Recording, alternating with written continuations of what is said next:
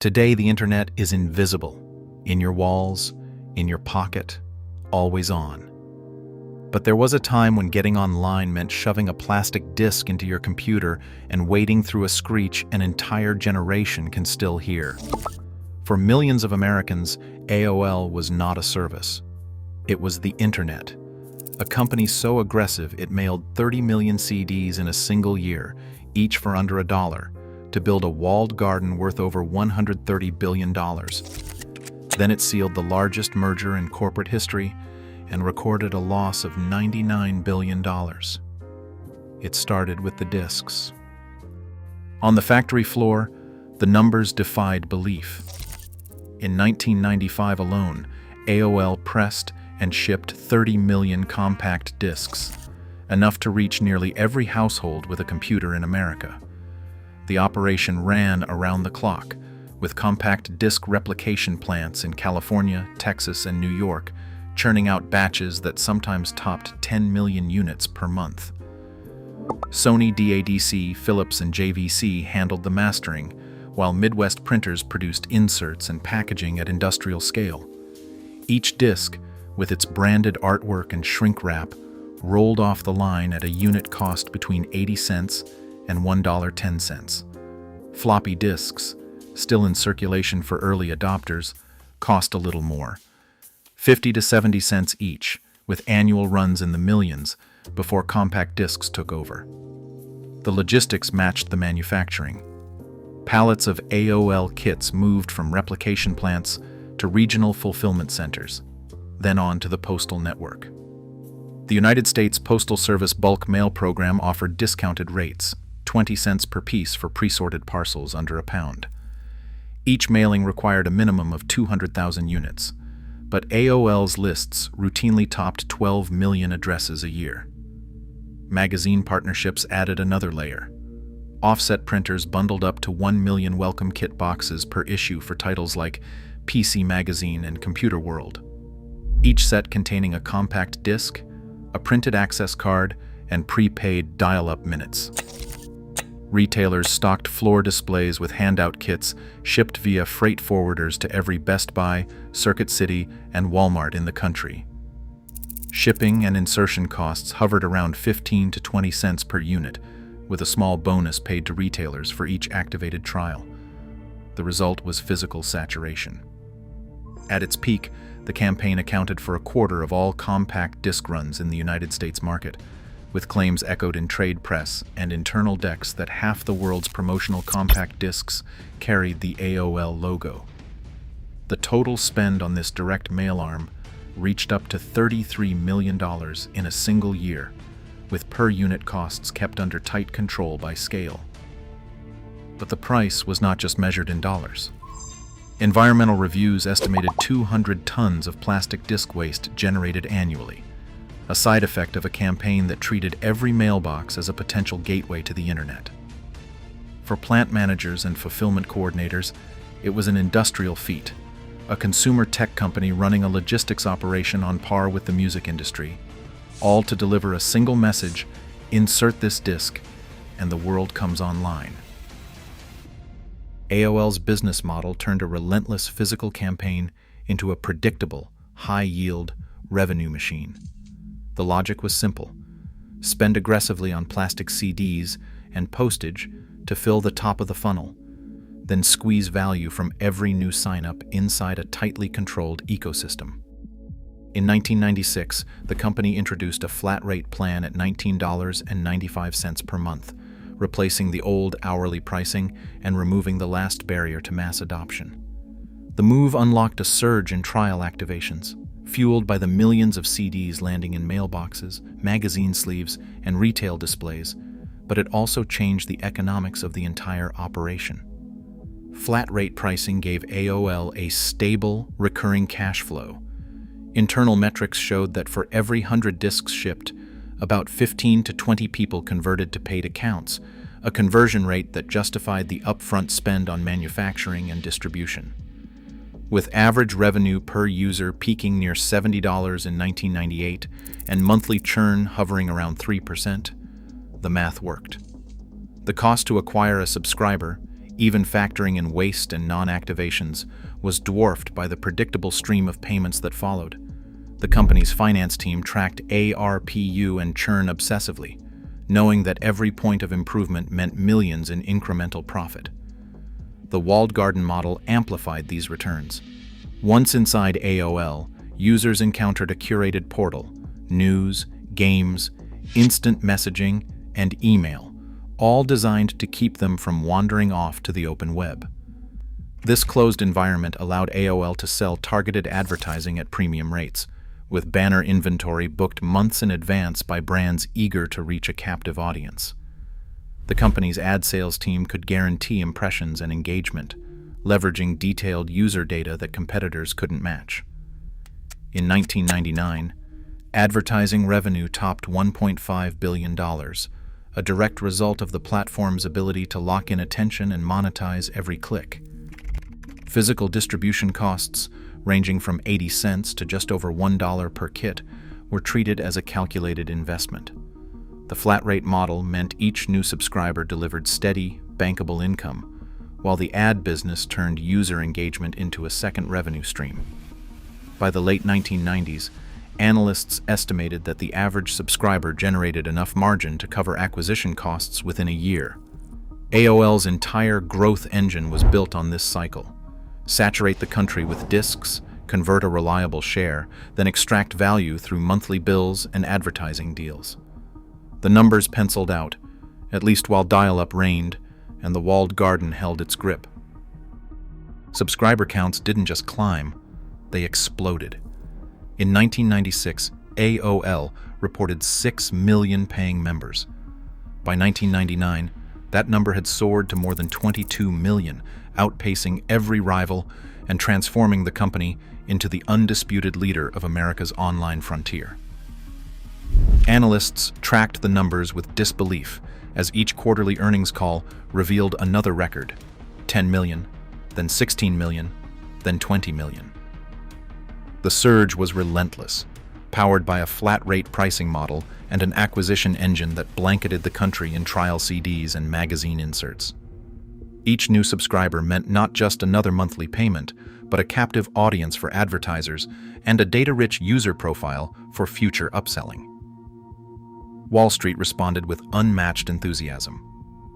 AOL's market capitalization, which hovered near $10 billion in 1996, crossed $50 billion by 1998, then more than doubled again in the next 12 months. As the dot-com bubble inflated, the company's value soared past $130 billion, making AOL one of the most valuable firms in the United States. The logic was simple. With more than 20 million subscribers locked into a proprietary ecosystem, the growth curve seemed unstoppable. Investment banks issued bullish reports, calling AOL's walled garden platform the future of digital media and predicting a seamless leap from dial-up to broadband dominance. The math behind the euphoria was intoxicating. Each new member brought predictable monthly revenue, while advertising deals stacked on top of subscription income. Banner inventory sold out months in advance, and the platform's reach gave brands access to a mass-market audience unlike anything else on the web.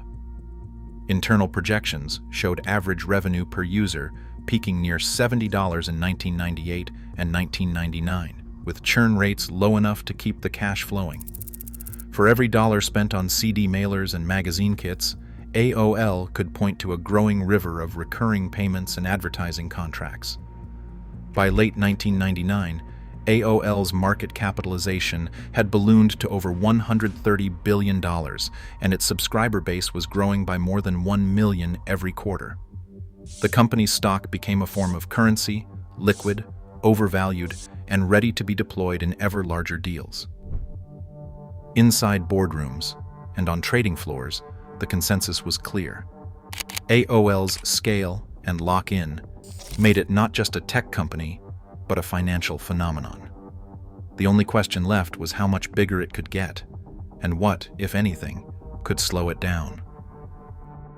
On January 10, 2000, AOL and Time Warner unveiled a deal that stunned both Silicon Valley and Wall Street.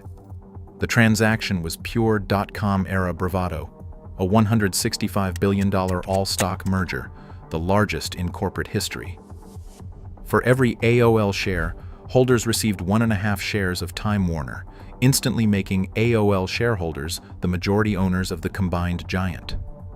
The deal was built on the assumption that AOL's digital reach and Time Warner's content empire could fuse seamlessly, creating a new kind of media conglomerate that would dominate both screens and living rooms.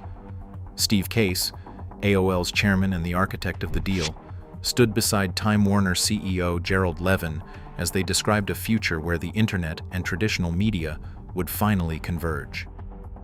They promised a digital hub that would deliver movies, music, news, and broadband access through a single gateway, the AOL portal. The press echoed their optimism, calling it the first true convergence of media and the internet. Underneath the headlines, the financial mechanics told a more complicated story. The $165 billion valuation was not based on cash or assets, but on AOL's sky-high stock price, currency inflated by the company's massive subscriber base, and the market's faith in its walled garden. The exchange ratio, 1.5 Time Warner shares for each AOL share, locked in this optimism at the peak of the dot-com bubble. The combined company's balance sheet absorbed $71 billion in goodwill, a number that would later become a symbol of excess and miscalculation. Wall Street analysts, at least for a moment, bought into the fantasy. Projections spoke of $9 billion in annual cost savings and a seamless pipeline from Time Warner Studios to AOL's online subscribers. But the merger also cemented every inflated assumption into corporate reality. The value of AOL's captive audience, the durability of the dial-up model, and the promise of cross-platform synergy were now more than projections. They were the foundation of a $165 billion enterprise. As the ink dried, the risks of broadband disruption, cultural incompatibility, and of using overvalued stock as deal currency were buried under layers of optimism and press releases. The deal was the apex of AOL's corporate ambition, but it also set the stage for a reckoning that neither side could avoid. DSL and cable broadband did not arrive with a bang, but with a steady, unstoppable march. In 1999, fewer than 1 million American households had DSL, and cable modems were just over 1 million. Within 2 years, those numbers shot up. DSL lines jumped to 4.7 million, cable broadband to 6.4 million by 2001. Each new high-speed connection chipped away at the foundation of AOL's empire. Inside the Dulles Network Operations Center, engineers tracked the numbers. They watched as the average download speed for cable soared past 1 megabit per second, while AOL's dial-up crawled at 56 kilobits. The technical gap was obvious, but at the executive level, the urgency never translated into a shift in strategy. One network operations lead who managed regional access points in the Midwest recalled the mounting pressure. His team fielded calls from users frustrated by busy signals and slow connections, all while ISPs, like Comcast and AT&T, rolled out broadband packages with always-on access. The threat was not theoretical. Every new broadband install meant a lost or soon-to-be-lost AOL subscriber. The churn rate, which had held steady at around 3% per month, began edging higher. By late 2001, it reached nearly 5%, with tens of thousands of accounts canceling each week. AOL's leadership clung to the walled garden model, betting that exclusive content and a familiar interface would keep users loyal. But the numbers told a different story. In 1999, AOL added more than 1 million subscribers every quarter. By 2001, the growth had stalled. The company's own attempts at broadband, AOL Plus, and later AOL Broadband, were hampered by slow rollout, high prices, and limited availability. Meanwhile, cable and DSL providers bundled internet access directly into TV and phone packages, bypassing AOL entirely. From a technical perspective, the infrastructure that once powered America's online revolution became a liability almost overnight. The dial-up access numbers that had justified a $130 billion market cap were now a ticking clock. Every passing month, the gap between broadband and dial-up widened, and with it, the risk that AOL's subscriber base would evaporate. The company's dominance, built on plastic discs and a captive portal, now faced an existential threat it could neither outpace nor outspend. Inside AOL Time Warner, the story was less about synergy and more about survival. The ink on the $165 billion merger was barely dry before the two cultures began to collide. AOL's top brass, bred on the speed and risk of the internet boom, clashed with Time Warner's old guard executives, who were used to the slow churn of cable, print, and Hollywood. Turf wars broke out over budgets, branding, and technology. Internal memos from 2001 detail a boardroom split.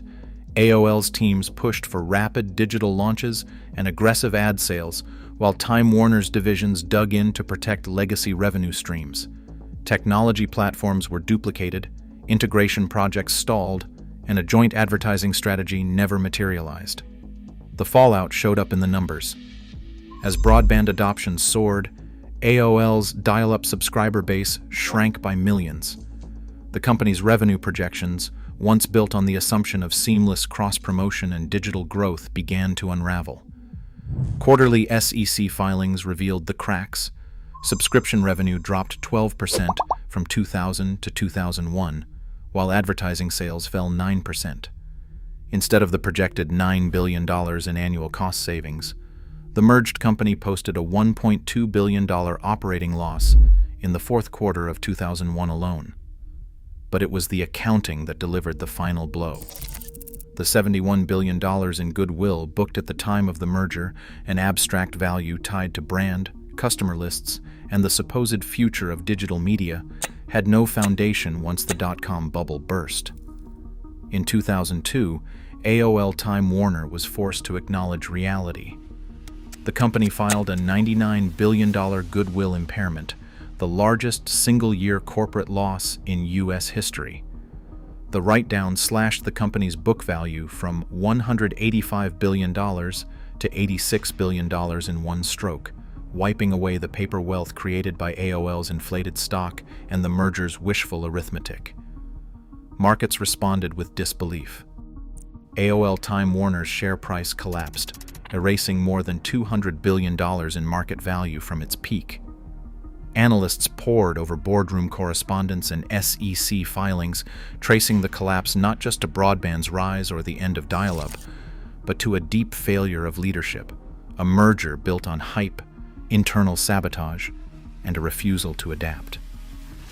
The $99 billion loss became a symbol of corporate hubris, a warning that even the most dominant brands can be undone by arrogance and internal warfare. Today, digital giants chase scale with algorithms instead of shipping 660 million compact discs. Yet the legacy of AOL, a $165 billion merger, a $99 billion loss, and a walled garden built on subscriber captivity, still haunts tech boardrooms. Market dominance can vanish overnight when leaders mistake distribution for destiny. The real risk is not disruption. It is believing it will not happen to you. What is your bet for the next fall? Let us talk in the comments.